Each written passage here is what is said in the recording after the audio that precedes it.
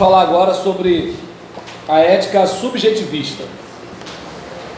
Agora chegamos à categoria geral das teorias éticas objetivistas, aquelas que afirmam que a verdade ou a falsidade das sentenças morais não dependem dos pensamentos ou crenças de qualquer indivíduo ou cultura. Teorias objetivistas se encaixam em duas categorias: ou naturalismo ético ou não naturalismo ético. Ambas, no entanto, são frequentemente classificadas como realismo moral, visto que elas concordam que as prioridades morais são características reais do mundo e não dependem da vida mental de quaisquer criaturas. Naturalismo ético. Os naturalistas éticos acreditam que as propriedades morais são definidas em termos de ou não, ou são reduzidas a propriedades descritas pelas ciências naturais e talvez também as sociais. Algumas versões da teoria da lei natural e alguns modelos de direitos naturais são teorias naturalistas nesse sentido. Aristóteles acreditava, em linhas gerais, que as condições necessárias para o desenvolvimento humano podiam ser traçadas a partir dos próprios seres humanos e que impedir qualquer coisa necessária para o desenvolvimento era imoral. Por exemplo, ele disse que os humanos precisam de comida adequada, abrigo, vestimentas e lazer, ao menos um pouco, para que pudessem se desenvolver, e por isso as pessoas teriam um direito moral a essas coisas. Jeremy Bentham, de 1748 a 1832, acreditava que fosse natural e, portanto, moral os humanos minimizarem a dor e maximizarem o prazer. O sistema ético conhecido como utilitarismo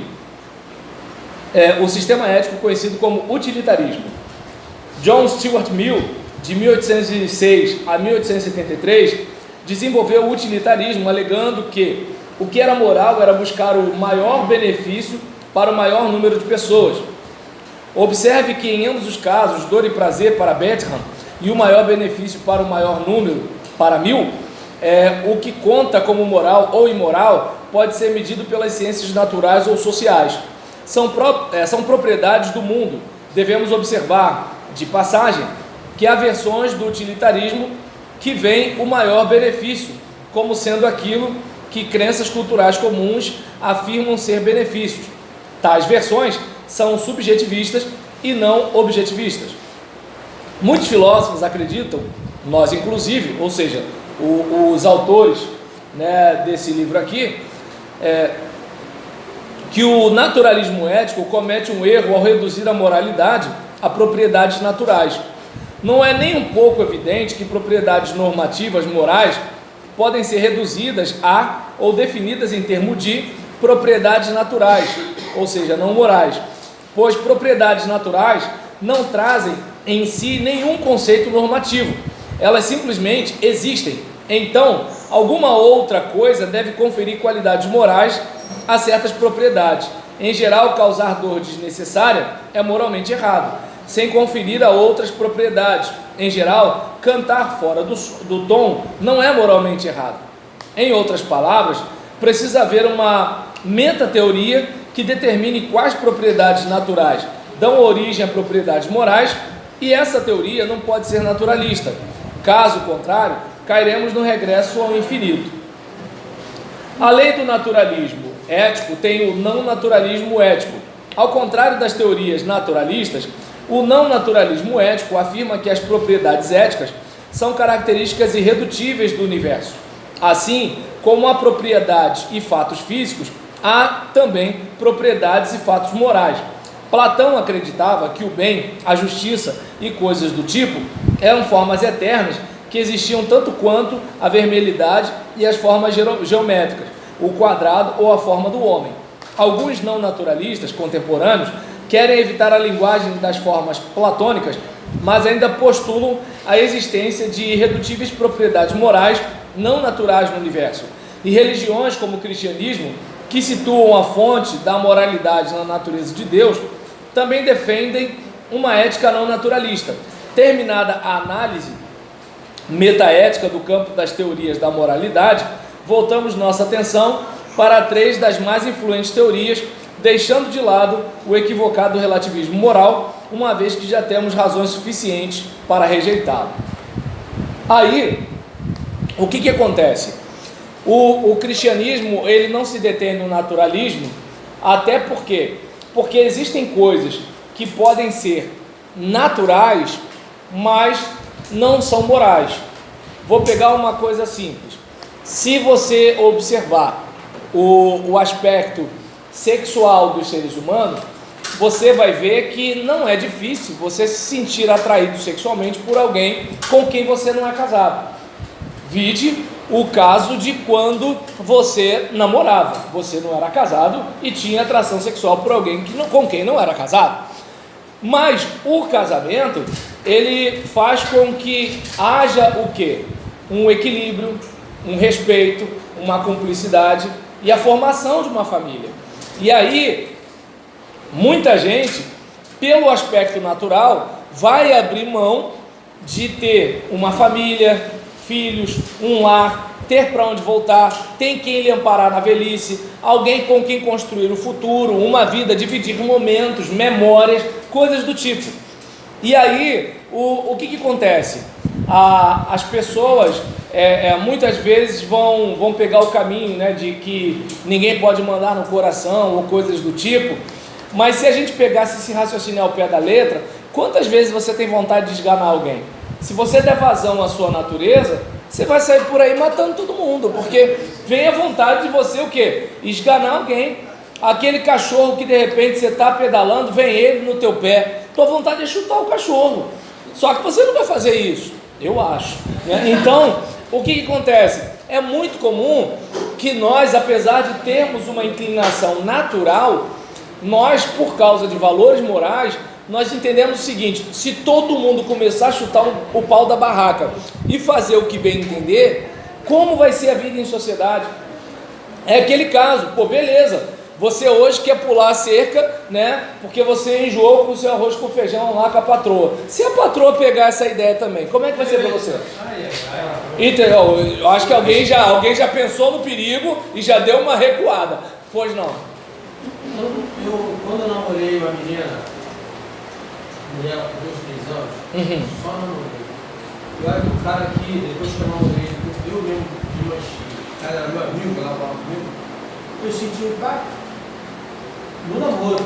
Ou seja, você namorou, desmanchou, mas quando o colega foi namorá-la, você, opa. Quando eu vi com um colega, cumprimentei o colega, ela não me cumprimentou. Agora imagina você casar. Você já tem essa felicidade com a mulher de sei quantos anos. Isso, gente, isso ajuda demais a não pular cerca. Só de você imaginar. Não quer não, né? Que dor que dá. Eu já senti só no namoro, imaginando casar. Não. Entende? É algo interessante. Daí você percebe que, assim, naturalmente falando, observa bem, né? Naturalmente falando, não é, como é que eu posso dizer? Tem gente que às vezes se sente culpado pelo fato de achar uma pessoa atraente. Só que o fato daquela pessoa ser atraente tem a ver com vários fatores. Tem a ver, por exemplo, com a sua formação, aquilo que o meio de comunicação incutiu na sua cabeça a respeito de beleza. De repente, a própria aparência com a pessoa com quem você convive, que tinha e até despertou você. Tem uma série de questões, né? De repente, devido a alguma questão de dieta ou de exercício, sua libido está mais em alta do que algum tempo atrás. Um monte de coisa pode estar acontecendo, mas isso é natureza. A outra coisa é o seguinte: eu tenho uma família, eu quero voltar para casa, pegar o meu filho no colo, sentir o cheiro do cabelo dele. Eu, por exemplo, tenho uma vivência com alguém que esteve comigo quando eu estava desempregado, que quando eu fiquei desempregado, sustentou a casa, e eu fui a dona de casa, cuidando da casa quando ela trabalhava fora. E assim, aí você vai começando a juntar uma série de situações que assim, você vai trocar, né, toda uma vida. que te dá o sentimento de quem você é, por causa de uma questão animal que, dependendo da situação, né, não tem uma duração de um mês, de uma semana, de um dia, de uma hora, de meia hora, dependendo. Então o que acontece? Eu não sei se dá para perceber que assim, a gente, né, é muito mais do que apenas um animal. Então a gente, por exemplo, não apenas quer, pegando a letra do Titãs, né, a gente não quer só comida, né? Então a gente não é só quem quer comer, quem quer dormir, né? Quem precisa, como eu ia usar a palavra fazer cocô, mas é melhor usar a palavra da Bíblia, né? Aliviar o ventre. Então o que acontece? A gente não é só isso. A gente também tem aquela questão do afeto, né? E nem sempre o afeto ele pode casar com a sexualidade. Por exemplo, uma mulher que está cuidando do marido acamado, ou o marido, que é coisa rara, mas acontece, né? O marido que está cuidando da mulher acamada, essa pessoa tem necessidades sexuais, mas o afeto que ela tem faz com que ela transponha a questão natural dela. Entende? Por quê? Porque existe algo na consciência dela que diz o seguinte: não, peraí, eu me casei com essa pessoa. Não é porque agora está sem dente, caiu o cabelo, está com varize, não é por causa disso que assim, essa pessoa vai ser descartada. Embora eu sou do seguinte raciocínio: não é porque eu estou com 45 anos que eu não vou tentar dar uma melhorada, né? Dar cuidar da lanternagem, né? Só porque Gisele, a gente está casado há 21 anos, vamos fazer 22 anos, eu estou com 45 e não, eu acho que assim, é legal eu ser educado, é legal sempre dizer eu te amo, andar de mãos dadas, é bom não dar margem, né? É bom não facilitar para o Satanás, raciocínio meu, né? Eu imagino que de repente seria legal que os homens, né, principalmente aquele que dá aquela dor no peito, só de pensar que tua boca deixou outra boca, né? E aí nesse caso, aí então, para evitar o gosto amargo da desilusão, né, e ficar ouvindo Raça Negra no domingo à tarde, então o que a gente faz? Vamos investir no relacionamento. Não, até ouvir essa música dá tristeza, né? Aí o que acontece? Domingo à tarde então, oh meu Jesus, aí nesse caso dá vontade de chorar. Ainda bem que domingo à tarde estamos preparando para ir para a igreja, gente. Obrigado pela salvação, Jesus. E aí nesse caso, em relação a isso, eu não sei se deu para perceber que quando a gente pensa em ética nesse aspecto, olha como é que fica diferente do tipo, eu tenho que fazer porque senão eu vou para o inferno.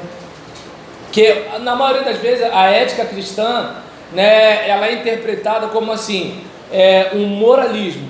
Eu tenho que fazer tudo certo porque senão eu vou para o inferno. Não, eu quero viver num nível além do nível dos animais irracionais. Eu quero uma família, eu quero uma casa, eu quero que o meu filho cresça me respeitando como homem. Eu quero deixar um legado, eu quero construir uma história. É fácil isso? Claro que não, né? Por exemplo, imagina, de repente, você é simpático com uma mulher mal amada, ela vai entender errado e vai começar a mandar bala pra cima de você, né? E assim, homem novo, tipo o Marcelinho, tá acostumado a ser galanteado, agora homem velho não tá. Porque o homem velho, ele tá acostumado a quê? É ele que é o caçador da parada. Então quando uma mulher cedia, ele não está muito preparado. Agora o homem novo não, as menininhas estão aí, entendeu? Então ele ouviu uma cantada ou outra, está tranquilo, né? Por exemplo, de repente, um negócio que poderia deixar o Joelso espantado, Marcelo tira de letra. Quem é o Marcelo? Não, mãe, é fulano de tal. Ou seja, está tranquilo. Agora, por exemplo, um camarada já passou dos 40, aí recebe aquela mensagem, já fica meio assim, meio perturbado, né? Senhor, repreende, amarra Satanás, entendeu? Não está acostumado, entendeu? Então o que acontece? Então eu não sei se dá para perceber que assim, quando a gente, né, por exemplo, tem essa ideia de eu posso contribuir, né, para ter uma família melhor, para ter uma igreja melhor, para ter uma sociedade melhor, é que nem os rebeldes na igreja. Esse pessoal não consegue perceber, eles prejudicam a família deles, porque assim, eles atrapalham o trabalho da igreja, o trabalho da igreja fica desordenado. Nisso que o trabalho da igreja fica desordenado, não tem como a igreja dar assistência à sua própria família.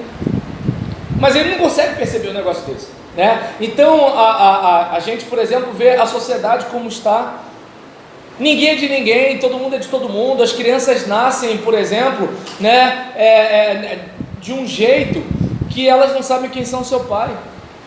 Né? É complicado, imagina, né, o que é você nascer e na certidão, qual é o nome? O nome é o seu 30, né? Tá X, não tem mais nada. Sabe,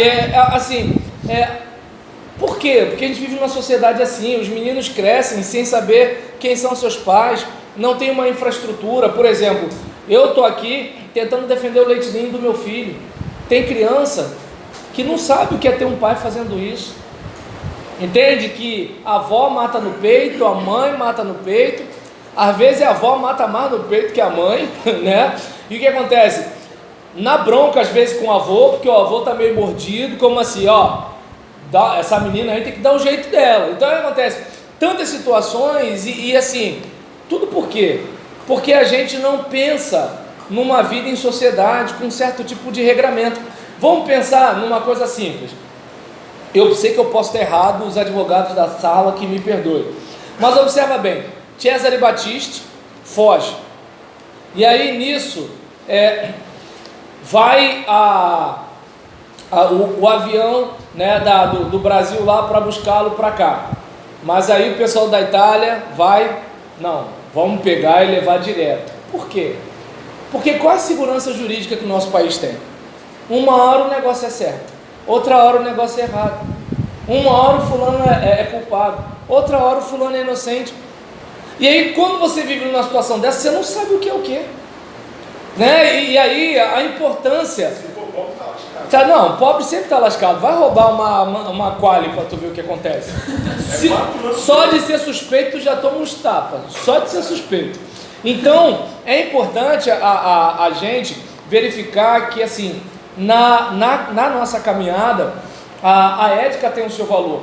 E aí eu vou pular para o livro do Márcio Duran para falar sobre ética cristã, que foi o assunto pendente da semana passada até a hora do nosso intervalo.